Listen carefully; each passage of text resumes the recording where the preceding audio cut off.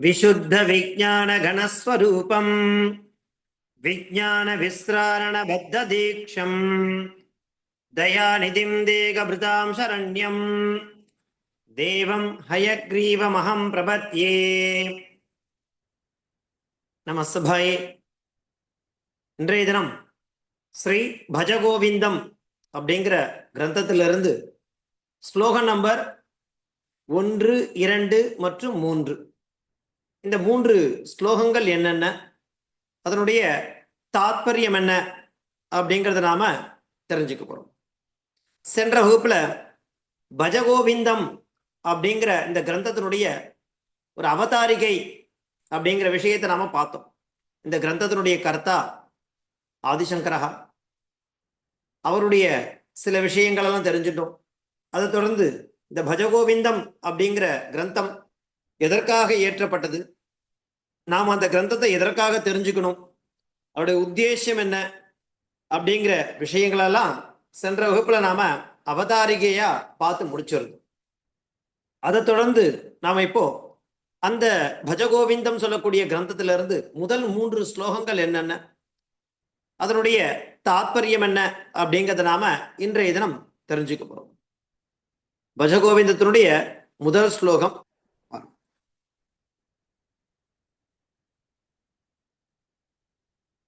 இந்த கிரந்தத்துக்கு மோகமுத்கரஹா அப்படிங்கிற பெயரும் உண்டுன்றத சென்ற வகுப்புல நாம சொல்லியிருந்தோம். பஜகோவிந்தம் என்ன முதல் ஸ்லோகம்? பஜகோவிந்தம் பஜகோவிந்தம் கோவிந்தம் பஜ மூடமதே சம்பிராப்தே சந்நிஹிதே காலே நகி நகி ரக்ஷதி டுக்ருங்கரணே. பஜகோவிந்தம் பஜகோவிந்தம் கோவிந்தம் பஜ மூடமதே சம்பிராப்தே சந்நிஹிதே காலே நகி நகி ரக்ஷதி டுக்ருங்கரணே. ஸ்லோகா. ஸ்லோகத்தினுடைய அர்த்தம் நாம தெரிஞ்சுக்கணும்னா முதல்ல பதச்சேதம் என்னன்றதை பார்த்தா போறோம். பஜ கோவிந்தம் பஜ கோவிந்தம்.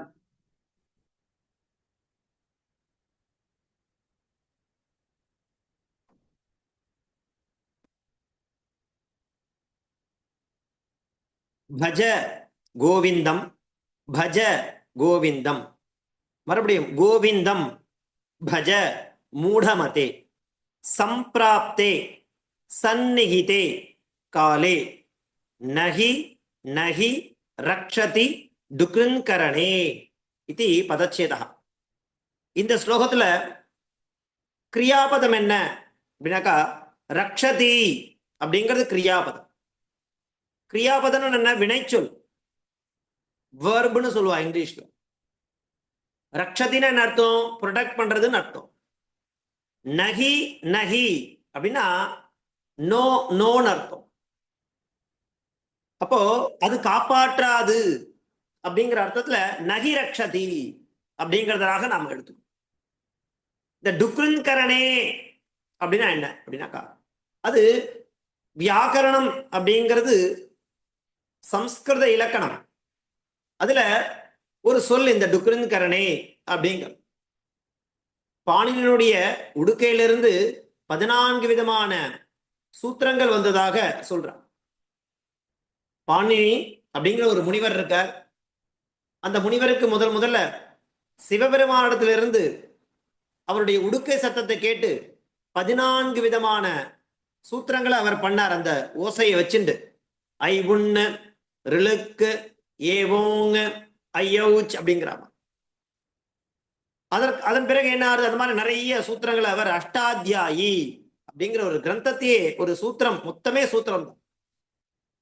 எப்படி பிரம்மசூத்திரம் இருக்கோ வேதாந்த சாஸ்திரத்துக்கு, அந்த மாதிரி இந்த வையாகரண சாஸ்திரத்துக்கு, வியாக்கரண சாஸ்திரத்துக்கு இந்த அஷ்டாத்தியாயால் எழுதப்பட்ட அந்த அஷ்டாத்தியாயின்னு சொல்லப்பட்ட ஒரு சூத்திர புஸ்தகமே இருக்கு. 8 அத்தியாயங்களாக பிரிச்சு எழுதிருக்க. அது வியாக்கரண விசேஷம். அப்படி அந்த டுக்ருங்கரணே அப்படிங்கிறதுனால நகி ரக்ஷ, அது நம்மளை ரட்சிக்க போறது கிடையாது. அதனால என்ன சொல்றார்? பஜ பஜன்னா பகவன் நாமாவை சொல் பாடு. எந்த பகவன் நாமாவை பாடுறது அப்படின்னாக்கா கோவிந்தம் கோ அப்படின்னா என்ன அர்த்தம்னா இந்திரியங்கள் அர்த்தம். விந்தம்னா அதை ஜெயிக்கிறது, இந்திரியங்களை ஜெயிப்பவன். யார் அவன்? கண்ணன், கிருஷ்ணன். அந்த கோவிந்தன் நாமாவை நீ பஜ, பாடு. பஜ கோவிந்தம், பஜ கோவிந்தம், கோவிந்தனை. சம்ஸ்கிருதத்துல இரண்டாவது வேற்றுமைன்னு சொல்லுவான். அப்படின்னா என்ன அர்த்தம்னாக்கா ஐ குறித்து துதியா. சம்ஸ்கிருதத்துல எப்படி அர்த்தத்தை நாம தெரிஞ்சுக்கிறதுனாக்கா வேற்றுமை உறுப்புகள் அப்படிங்கன்னு இருக்கு. 8 வேற்றுமை உறுப்புகள் இருக்கு. ஒரு சப்தத்தை எடுத்துட்டா அந்த சப்தத்தை நம்மளால 8 வெவ்வேறு பொருட்கள் தரக்கூடிய சொற்களாக மாற்றி அமைக்க முடியும். அதுக்கு என்ன பண்ணணும்? சப்தம்னு ஒண்ணு இருக்கு, அதை படிக்கணும். ராமஹா சப்தம் அப்படின்னாக்கா ராமஹ, ராமௌ, ராமாஹ, ராமம், ராமௌ, ராமான. இந்த மாதிரி அந்த சொற்களானது வெவ்வேறு பொருளை தரக்கூடிய சொற்களாக நம்மளால என்ன பண்ணணும்? மாற்றி அமைக்க முடியும். அதுல ராமம்னு வரும். அந்த மாதிரி கோவிந்தம் அப்படின்னா என்ன அர்த்தம்னாக்கா கோவிந்தனை. ராமம்னு என்ன அர்த்தம்? ராமனை. கிருஷ்ணம் அப்படின்னாக்கா கிருஷ்ணனை. அது இரண்டாம் வேற்றுமை. ஐ குறித்து திதியா அப்படிங்கிறது இலக்கணம். அப்படி கோவிந்தம் அப்படின்னா என்ன? அந்த பதத்துக்கு என்ன அர்த்தம்னாக்கா கோவிந்தனை பஜ. மறுபடியும் என்ன சொல்றாரு? பஜ கோவிந்தம் மூடமதே. ஏ மூடமதே, மூடகான முட்டாள்னு அர்த்தம். இந்த இடத்துல முட்டாள்னு சொல்லும் போது நம்மள திட்டல. மூடகான்ற சப்தத்துக்கு என்ன அர்த்தம்னாக்கா அதாவது அஜ்ஞானம் அப்படின்னு அர்த்தம். முதல்ல ஒரு குரு என்ன பண்ணுவார்னாக்கா அஜ்ஞான திமிராந்தஸ்ய ஞானாஞ்சன சலாகயா சக்ஷுஹு உன்மீலிதம் ஏன தஸ்மை ஸ்ரீ குரவே நமஹா. அவர்தான் குரு. குருகுன்ற சப்தத்துக்கு என்ன அர்த்தம்? கு அப்படிங்கிறது இருள், ருஹுன்னு என்ன அர்த்தம்? அதை போக்குபவன். எக்ஸாக்டா தமிழ்ல சொன்னாக்கா இருள் நீக்கி. அது ஊரே இருக்கு தமிழ்ல, சொல்லுவா இருள் நீக்கின்னு சொல்லுவா. என்ன அர்த்தம்னாக்கா அந்த அதாவது நமக்கு அஜ்ஞானம். கண்களை நீங்க நன்னா மூடிக்குங்க, டைட்டா மூடிண்டா இருட்டா டார்க்கா இருக்கும். அந்த இருண்ட அந்த கண்களுக்கு எப்படி விஷன் கிடைக்கும் அப்படின்னாக்கா இரண்டு அந்த கண்ணில் இருக்கக்கூடிய இமை இருக்கு இல்லையா, அது மெல்ல ஒரு குச்சியால அப்படி திறக்கணுமா. அந்த மாதிரி திறக்கிறவர் தான் குரு இல்லையா. அந்த கண்களை திறந்தால் தான் என்ன தெரியும்? விஷன் தெரியும். ஒரு ஆப்ஜெக்ட் நம்ம கண்ணுக்கு தெரியும். அதர்வைஸ் நமக்கு டார்க்கா இருக்கும். இப்போ நம்ம எப்படி இருக்கோம்னாக்கா அந்த டார்க்னஸ்குள்ளதான் இருந்துட்டு இருக்கும். அதுக்குதான் மூடகான பேரு. அது எப்படி விலகும்? அந்த அஜ்ஞானம்ன்றது எப்படி தொலையும் அப்படின்னாக்கா கோவிந்தன்ற நாமாவை நீ சொல், சொன்னா கிடைக்கும். உபாயம் காமிச்சு கொடுக்கிறார். இந்திரியங்களுடைய வியாபாரம் என்ன? ஒரு இந்திரியத்துக்கும் ஒரு வியாபாரம் இருக்கு. அந்த மாதிரி வதனம் அப்படின்னா என்ன? வாய், அது ஒரு இந்திரியம். அந்த இந்திரியத்தை கொண்டு நாம என்ன பண்ண முடியும் அப்படின்னாக்கா பகவன் நாமாவை பாட முடியும். சரி, அது எப்ப பாடுறது? சந்நிகிதே காலே, சம்பிராப்தே சந்நிகிதே காலே. அந்த காலன் இருக்கான் இல்லையா, யமன், அவனுக்கு எதுவுமே கிடையாது. எந்த க்ஷணமானாலும் எது வேணாலும் எனிதிங் வில் ஹேப்பன் சொல்லுவா. அந்த மாதிரி நமக்கு நம்மளுடைய ஜீவனத்துல ஒரு அவஸ்தை இருந்துட்டு இருக்கு. நிறைய அவஸ்தை இருக்கு. பால்ய அவஸ்தை இருக்கு, யவ்வன அவஸ்தை இருக்கு, யுவா விருத்தா அவஸ்தை இருக்கு. அந்தந்த அவஸ்தையில பண்ண வேண்டிய கர்மாக்களை பண்ணிட்டு இருக்கோம். அது நம்மளுடைய ரொட்டீன். அது ஒரு புறம் இருக்கட்டும். அதனோட சேர்த்து நம்ம என்ன பண்ணணும் அப்படின்னாக்கா கோவிந்தன் நாமாவை பஜ. அதை சொன்னால்தான் நமக்கு புண்ணியம். அதற்காகத்தான் அந்த இந்திரியங்களானது படைக்கப்பட்டுள்ளது. கலியுகத்துல மோட்சத்துக்கு என்ன உபாயம் அப்படின்னாக்கா பகவன் நாமாவை பாடுவது, பகவன் நாமாவை கேட்பது, சத் சங்கத்துல அன்வைக்கிறது. அவ்வளவுதான், வேற பெரிய உபாயமே சொல்லல. வேதங்களை படி, இதிகாசங்களை படி, புராணங்களை படி இல்லையா, அந்த மாதிரி வேதாந்த சாஸ்திரங்களை படிலாம் சொல்லல. பகவன் நாமாவை சொன்னால் போதும், பகவன் நாமாவை கேட்டால் போதும். இந்த இரண்டும் நடக்கக்கூடிய அந்த சத் சங்கம்னு சொல்லுவா இல்லையா, அந்த இடத்தில் நம்மள சேர்த்துண்டா போதும். அதற்கு எதுக்கு சுவாமி காலம், சமயம், நேரம் இதுக்கெல்லாம் வேணுமா அப்படின்னாக்கா இல்ல. அதற்கெல்லாம் கால நேரமே வேண்டாம். எப்பெல்லாம் அவகாசம் கிடைக்கிறதோ அப்பெல்லாம் சொல்லலாமே. அதனால நம்மளுடைய தினந்தோறும் தினம் சொல்லுவா இல்லையா, அந்த தினச்சரியான்னு சொல்லுவா. தினந்தோறும் பண்ணக்கூடிய செயலானது எதுவுமே நமக்கு தடையா இருக்க போறது கிடையாது இந்த பகவன் நாமாவை சொல்றதுனால. அதனால எப்பெல்லாம் நமக்கு தோன்றதோ ராமா, கிருஷ்ணா, கோவிந்தா அப்படிங்கிற அந்த நாமாவை வாயால பாடி மனதினால் சிந்தித்தால் போரும். இந்த மற்ற விஷயங்கள்லாம் இருக்கு இல்லையா, லௌகிக விஷயங்கள்லாம் இருக்கு இல்லையா. சுவாமி, நான் வந்து வில்லியம் ஷேக்ஸ்பியர் டிராமாவை நிறைய படிக்கிறேன், அகத்தியர தொல்காப்பியத்தை நிறைய படிக்கிறேன், அகநானூறு படிக்கிறேன், புறநானூறு படிக்கிறேன், அதை படிக்கிறேன், இதை படிக்க அப்படிங்கிறது பிரயோஜனம் தராது. என்னடா பிரயோஜனம் தரும்? பஜ கோவிந்தம் பஜ கோவிந்தம். அந்த கோவிந்தன்ற நாமாவை நீ பஜ, அதுவே போதும் இல்லையா. அதை தெரியாமல் இருக்கக்கூடியவாள தான் அவர் என்ன சொல்றார், மூடமதே அப்படிங்கிற. சம்பிராப்தே சந்நிகிதே காலே, அந்த மாதிரியான சமயத்திலலாம் நமக்கு இந்த நகி நகி ரக்ஷதி டுக்ரின்கரணே, ஏ மூடமதியே, இந்த வியாக்கரணம் படித்தது அப்படிங்கிறது உனக்கு தேவையான அத்தகைய நேரத்தில் உபயோகப்படாதுப்பா. ஆகவே நீ என்ன பண்ணு, இப்பொழுதே. அதாவது ஒரு விஷயத்த, நல்ல விஷயத்த சொல்றா அப்படின்னா அதை நம்ம ஃபாலோ பண்றதுக்கு எல்லாம் பொதுவாக என்ன சொல்றா, நாளையில இருந்து பண்றேன்பா. அது என்ன நாளையில இருந்து பண்றது? செய்வதை நன்றே செய், அதை இன்றே செய் நான் வள்ளுவன். அந்த மாதிரி அதுதான் பாருங்க, ஆதிசங்கர சொல்றாரு பாருங்க, இப்பொழுதே. அதற்கு நீ நேரத்தெல்லாம் பார்த்துட்டு இருக்காத, நேர கால அவகாசம் அதெல்லாம் பார்த்துட்டு இருக்காத. ஆகவே நீ பண்ணக்கூடிய விஷயங்கள்லாம் உனக்கு இப்ப பிரயோகப்படாது. நீ நிறைய போய் சம்பாதிப்ப, அதெல்லாம் உபயோகப்படுமான சமயத்துக்கு உதவாது. ஆகவே நீ இப்பொழுதே கோவிந்தனை சேவி, கோவிந்தனை சேவி. சேவிக்கிறது இல்லையா, சேவிக்கிறதுனா என்ன அர்த்தம்? இப்போ நான் வந்து ஸ்தோத்திர பாடம் சேவித்தேன், விஷ்ணு சகஸ்ரநாமம் சேவிச்சேன் அப்படின்னா சேவிக்கிறதுல ரெண்டு அர்த்தம் சொல்றேன். சேவிக்கிறதுனா சாஷ்டாங்கமா விழுந்து நமஸ்காரம் பண்றது, இன்னொன்னு பகவன் நாமாவை வாயால பாடுறது, அதுக்கும் சேவித்தல் தான் சொல்லுவாள். நான் இன்னைக்கு வந்து சம்ஷேப ராமாயணம் சேவிச்சேன், நான் இன்னைக்கு வந்து ருத்ரம் சேவிச்சேன், இன்னைக்கு நான் வந்து ஸ்தோத்திர பாடம் சேவிச்சேன் சொல்றாள். அந்த மாதிரி கோவிந்தனை சேவி, ஏ மூடமதியே, வியாக்கரணம் படித்தது உனக்கு தேவையான அத்தகைய நேரத்தில் உபயோகப்படாது. ஆகவே இப்பொழுதே கோவிந்தனை சேவி அப்படிங்கிற மாதிரி சொல்லி கொடுக்கிறார். பஜ கோவிந்தம் பஜ கோவிந்தம், கோவிந்தம் பஜ மூடமதே, சம்பிராப்தே சந்நிகிதே காலே நகி நகி ரக்ஷதி துக்ருங்கரணே அப்படிங்கிறது இந்த முதல் ஸ்லோகம். தொடர்ந்து நம்ம பார்க்க போறது இரண்டாவது ஸ்லோகம் என்னன்றதை பார்க்க போறோம். இந்த ஸ்லோகம் வாசிக்கிறதுல ரெண்டு வகையான மெத்தடாலஜி இருக்கு. ஒன்று ஸ்லோகமா சொல்றது, இன்னொன்று அதற்குன்னு சங்கீத ரீதியா வந்து சொல்லி கொடுத்துருவான். இந்த இந்த பஜகோவிந்தம் அப்படின்னாலே நமக்கு நினைவுக்கிறது யாருனாக்கா எம்.எஸ். சுப்புலட்சுமி அம்மா தான். கார்த்தாலையும் சரி சாயங்காலமும் சரி, கார்த்தால சுப்பிரபாதம், வெங்கடேச சுப்பிரபாதம் எல்லா ராத்திரியும் ஒழிக்கும். அதே மாதிரி சாயங்காலத்துல விஷ்ணு சகஸ்ரநாமம் அந்த மாதிரி சொல்லுவா. அதற்கு முன்னாடி இந்த பஜகோவிந்தம் அப்படிங்கிற இந்த ஆதிசங்கருடைய கிருதியும் கண்டிப்பா எல்லா ராத்திரியும் ஒழிக்கும். அப்படி என்ன ஆகுதுனாக்கா, அப்படி ஒழிக்க செய்யறதுனால அந்த எம்.எஸ். சுப்புலட்சுமி அம்மாவுடைய கர்நாடிக் மியூசிக்ல சொன்னாதான் அந்த பஜகோவிந்தம் அப்படிங்கிறது நமக்கு பூர்த்தியாகும். அடியனுக்கு அந்த சங்கீத ஞானம் இல்லை, கேள்வி ஞானம் தான். ஆனா அந்த அளவுக்கு அந்த அம்மா சொல்ற அளவுக்கு நம்மளால சொல்ல முடியாது. அதனால அடியன் வந்து இந்த ஸ்லோகத்தை எப்படி உச்சாரணம் பண்றது அப்படிங்கிறத சொல்லிட்டு மேற்கொண்டு அதனுடைய அர்த்தத்தை என்னன்றதை நான் வந்து இந்த சபையில தெரிவிக்கிறேன். பாருங்க, இரண்டாவது ஸ்லோகம்.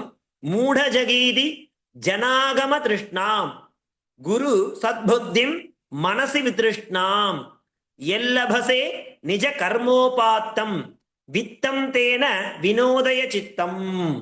மூட ஜகீதி தனாகம திருஷ்ணாம் குரு சத்புத்திம் மனசி வித்ருஷ்ணாம் எல்லபசே நிஜ கர்மோபாத்தம் வித்தம் தேன வினோதய சித்தம் அப்படிங்கிறது பஜகோவிந்தத்தினுடைய இரண்டாவது பாடல், அதாவது இரண்டாவது ஸ்லோகம்.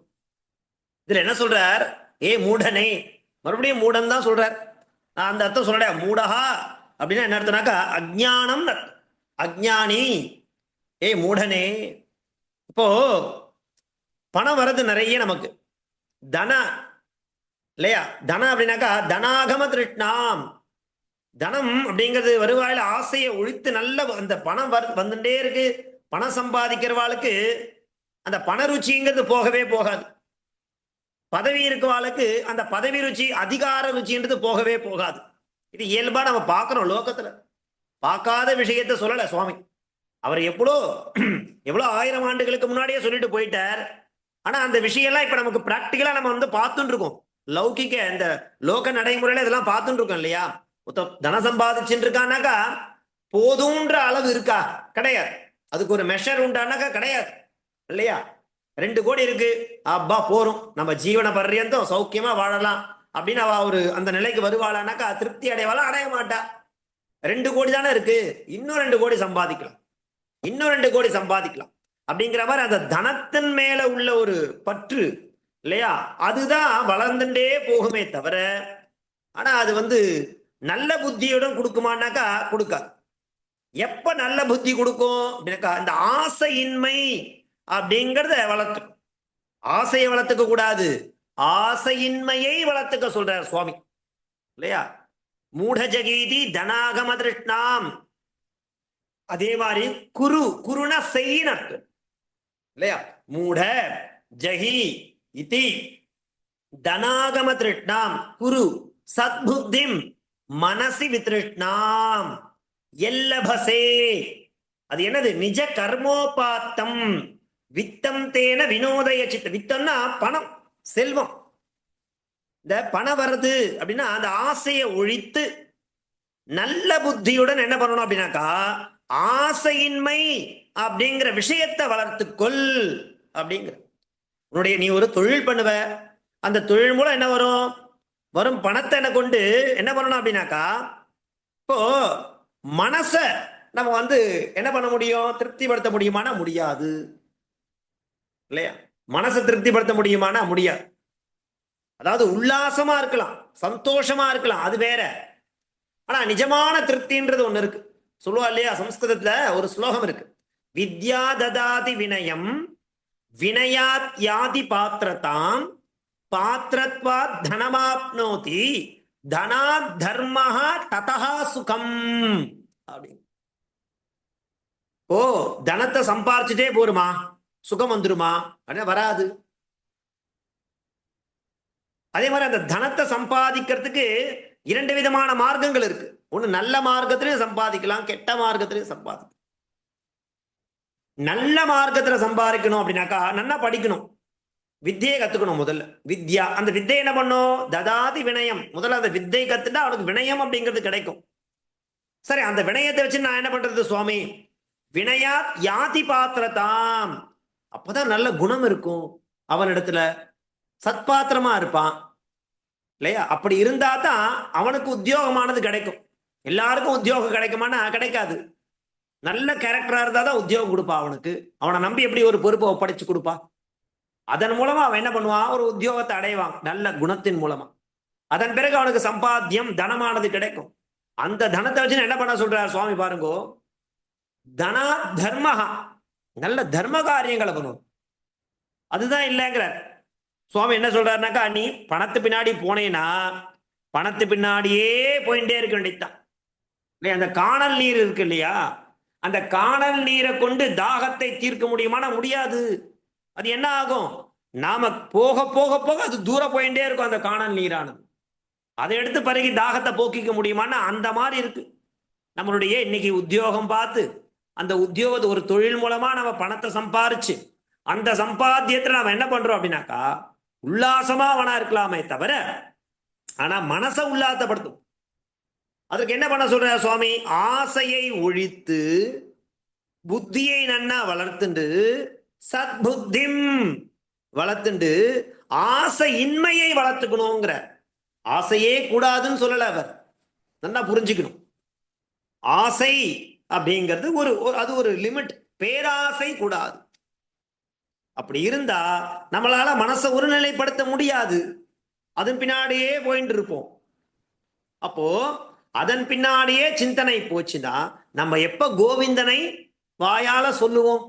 போதும்னு சொன்னா அடுத்து பகவன் நாமாவை ஸ்மரணம் பண்ணலாம். எனக்கு போதவே இல்லை அப்படின்னு போயிட்டே இருந்தா அதே சிந்தனை தானே ஓங்கி இருக்கும். இல்லையா?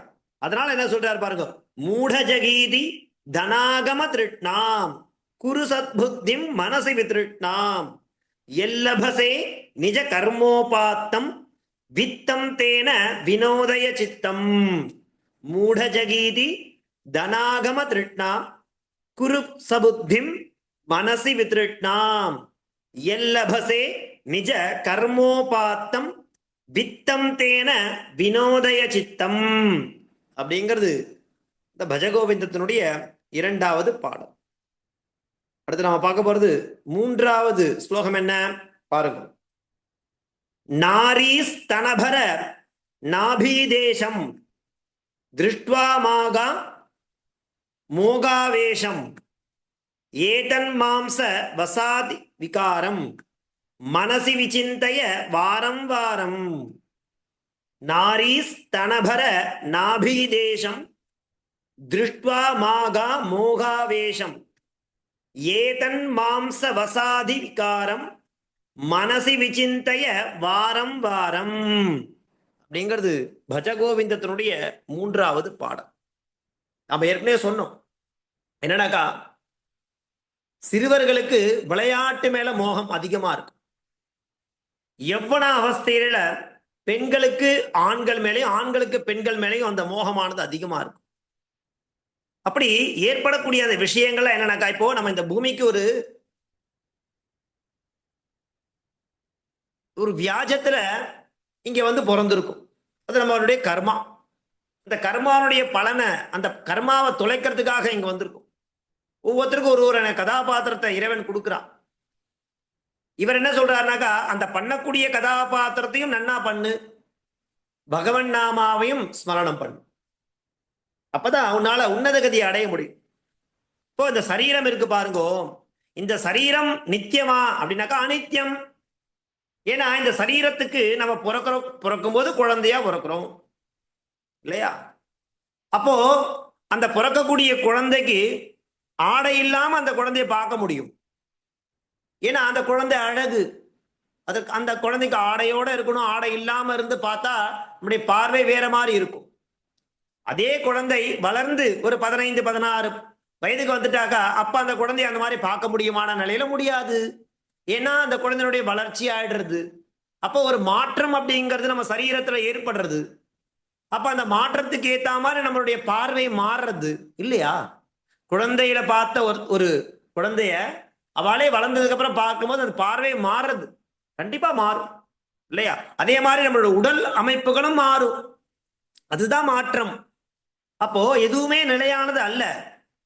இன்னைக்கு குழந்தையா இருக்கா, நாளைக்கு பெரியவாள் ஆயிடுறா. அப்படி பெரியவாளானா பெரியவாளாவே இருக்கவாளா, யுவாவே இருப்பாளா அப்படின்னாக்கா இல்லையே, வயதான ஒரு தோற்றத்தை அடையிறா. அப்போ இதுல எதுவுமே இட்ஸ் நாட் பர்மனன்ட். நம்மளுடைய சரீரம் அப்படிங்கிறது நம்மளுடைய வயதுக்கு ஏத்த மாதிரி மாறிண்டே போகும். ஆனா என்ன அப்படின்னாக்கா, வயசானவாளுடைய சரீரத்தை பார்க்கறதுக்கும் எங்கா இருக்கவாளுடைய சரீரத்தை பார்க்கறதுக்கும் நிறைய வித்தியாசம் இருக்கு. அவளுடைய சரீரம் சுருங்கி போயிட வயசானவாள் இல்லையா? அப்ப என்ன இருக்காது, கவர்ச்சிங்கிறது அங்க இருக்காது இல்லையா? அது எல்லாமே வந்து நம்முடைய உடம்புல இருக்கக்கூடிய எல்லாமே வந்து வெறும் மாம்சம்னு சொல்ற. சரீரம்ங்கிறது வெறும் மாம்சம். அதனால பெண்களுடைய அந்த உருவத்தை பார்த்து மயங்கிறது அதெல்லாம் வெறும் மாம்சம், வெறும் கொழுப்பு அப்படிங்கிறதா. அந்த ஒரு கொழுப்பினுடைய மாற்று தான். அதெல்லாம் மனசுல அடிக்கடி கொண்டு எதுவுமே நிலையானது இல்ல. குழந்தையா இருக்கும், குழந்தையாவே இருப்போமா, இல்ல நாளைக்கு வளர்ந்துட போறோம். சரி, யுவாவா இருக்கும், யுவாவே இருக்க போறோமா, இல்ல நாளைக்கு வளர்ந்துருவோம். அந்த ஸ்டேஜ் மாறிடும். அப்புறம் விருத்தாளாக போறோம் இல்லையா? அப்படிதான் நமக்கு மாறண்டே இருக்கும். யுவாவா இருக்கும்போது பல்லு இருக்கும் இல்லையா, நன்னா அழகா இருப்பான், தலைமுடி பாருங்க எப்படி இருக்கும், ஜம்முன்னு இருக்கும். ஆனா அதே வயசான என்ன ஆயிடும், அதே தலைமுடி கொட்டி போயிடும். அப்போ எதுவுமே அது அந்த உடம்புல இருக்கக்கூடிய அந்த அழகு அப்படிங்கிறது நிலையானது அல்ல. அதனால அதெல்லாம் மனசுல நல்லா புரிஞ்சுண்டு பகவன் நாமாவை நீ சொல், ஏ மூடமதே இல்லையா? பெண்கள் இருக்கானாக்கா அதெல்லாம் வெறும் சரீரம், அவ்வளவுதான். அதுலயே மயங்கிண்டு அதுலயே இருந்துண்டு அதெல்லாம் வந்து உடம்பே என்ன சொல்ற, அவர் கொழுப்பு மாம்சம், கொழுப்பினுடைய மாற்றுதான் அது. அதெல்லாம் மனசுல அடிக்கடி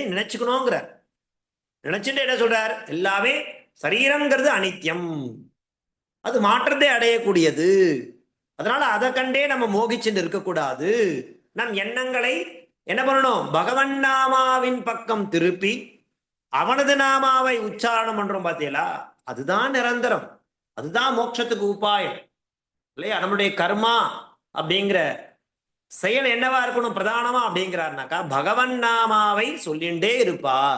ஏ மூடமதே இல்லையா, நாரி ஸ்தனபர நாபீதேசம் திருட்வா மாகா மோகாவேஷம் ஏதன்மாம்ச வசாதிகாரம் மனசி விசிந்திய வாரம் வாரம், வாரம் வாரம்னா அகைன் அண்ட் அகைன், அடிக்கடின்னு அர்த்தம். அகைன் அண்ட் அகைன், வாரம் வாரம், மீண்டும் மீண்டும் என்ன பண்ணு? மனசி விசிந்தைய இல்லையா, அடிக்கடி மனசுல கொன்றும். என்னன்னாக்கா, அந்த சரீரம்ங்கிறது நித்தியம் கிடையாதுமா, அது மாற்றத்துக்கு உட்பட்டது இல்லையா? அழகுங்கிறது நிலையானது அல்ல, அதுவும் மாற்றத்துக்கு உட்பட்டது. குழந்தையா இருக்கவன் யுவாவா மாறுறான். சரி, யுவாவா இருக்கான், யுவாவே இருப்பானா? இருக்க மாட்டானே. டை அடிச்சிருக்கிறா இல்லையா? 50 வயசு வரைக்கும், 45 வயசு தாண்டினா என்ன பண்றா? எல்லாருமே முடிக்கு டை அடிச்சுக்கிறா. அப்ப நமக்கே தெரியும் என்ன அப்படின்னாக்கா, அப்ப முடி வெண்மை நிறமாக மாறத்தான் செய்யும் இல்லையா? அதே மாதிரி 50 வயசுல கண்ணாடி போட்டுக்கிறா, கண் பார்வை போகத்தான் செய்யும். காது மிஷின் வச்சுக்கிறா, காது மெல்ல போகத்தான் செய்யும் இல்லையா? எங்க இருக்கும்போது நன்னா ஓடுவான் இல்லையா, 100 மீட்டர்லாம் ஓடி அசால்ட்டா ஓடிடுவான். ஆனா வயசாக வயசா ஓட முடியுமா? ஓட முடியாது. அப்ப என்ன தெரிகிறது? என்னக்கா, எல்லாம் அனித்தியம். அனித்தியம்னா நிரந்தரம் இல்லைன்னு இருக்கும். எல்லாமே நம்மளுடைய வாழ்க்கையில் இருக்க போறதுதான். அதாவது குழந்தை பருவம் இருக்கும், இளமை பருவம் இருக்கும், முதுமை பருவம் இருக்கும். இந்த 3 பருவத்தையும் முழுமையாக நாம திருப்தியா இருக்கணும் அப்படின்னாக்கா என்ன பண்ண சொல்றார்? வேற ஒண்ணும் பண்ண சொல்லல. பகவன் நாமாவை சொன்னால் போதும், வேற ஒண்ணுமே இல்லை. எல்லாமே நம்ம நித்தியம் நினைச்சுட்டு நம்மளுடைய நினைவுகளை வேற எங்கெங்கயோ திசை திருப்பிடுறோம்.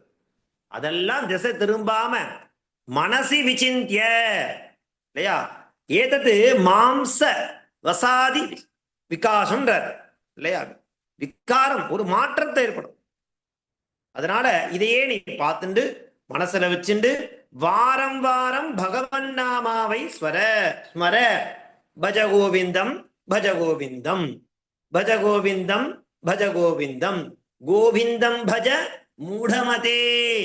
ஏ மூடமதே, பகவன் நாமாவை நீ சொல்லிண்டே இரு அப்படிங்கிறது தான் இந்த 3வது ஸ்லோகத்தினுடைய அர்த்தமாக இருந்துருக்கு. இப்படியாக இன்றைய நாம 3 ஸ்லோகங்களை பார்த்து தெரிஞ்சிட்டோம். என்ன முதல் ஸ்லோகம்? பஜ கோவிந்தம் பஜ கோவிந்தம் கோவிந்தம் பஜ மூடமதே சம்பிராப்தே சந்நிகிதே காலே நகி நகி ரக்ஷதி டுக்ரிங்கரணே அப்படிங்கிறது முதல் ஸ்லோகம். 2வது ஸ்லோகம் என்ன பாருங்க. மூடஜகீஹி தனாகம திருட்னாம் குருசபுத்திம் மனசி வித்ருட்னாம் எல்லபசே நிஜ கர்மோபாத்தம் வித்தம் தேன வினோதய சித்தம் அப்படிங்கிறது 2வது ஸ்லோகம். அடுத்து நாம பார்க்க போறது ஸ்லோகம் நம்பர் 3. என்ன பாருங்க. நாரி ஸ்தனபர நாபீதேசம் திருட்வா மாகாம் மோகாவேஷம் ஏதன்மாம்ச வசாதி விகாரம் மனசி விசிந்தய வாரம் வாரம் அப்படிங்கிறது 3 ஸ்லோகம். இப்படியாக நாம இன்றைய தினம் ஸ்ரீ பஜகோவிந்தம் சொல்லக்கூடிய அந்த கிரந்தத்தினுடைய 3 ஸ்லோகங்களை எடுத்துட்டு நம்ம பார்த்து முடிச்சிருக்கோம். அடுத்த வகுப்புல இதற்கு அடுத்தபடியா இருக்கக்கூடிய 3 ஸ்லோகங்கள் என்னென்ன அப்படிங்கிறத பார்க்கலாம். இப்போ மாமா சொன்ன மாதிரி நம்மளுடைய வகுப்பானது வியாழந்தோறும் 8:30 to 9, 8:30 to 9 o'clock, சனிதோறும் 8 to 8:30, 8 to 8:30. இதுதான் ஸ்டாட்டிக்கா நம்ம சொல்ல போறோம். ஸோ குழப்பிக்க வேண்டாம், கிளியரா சொல்லியாச்சு. திரும்ப ஒரு தடவை சொல்றேன். நம்மளுடைய வகுப்பானது வாரத்திற்கு 2 நாட்கள், வியாழன் மற்றும் சனி. வியாழன் அன்று 8:30 to 9, சனிக்கிழமை 8 to 8:30. இது தவிர வேற ஏதாவது மாற்றம் இருந்ததுனாக்கா நாங்க அப்புறம் குரூப்ல, மாற்றம் இருக்காது, இருந்ததுன்னா நாங்க உங்களுக்கு தெரியப்படுத்துறோம். தாசன். அடுத்த வகுப்புல பார்க்கலாம். தன்யவாதாக. ಧನ್ಯವಾದ ಗುರು.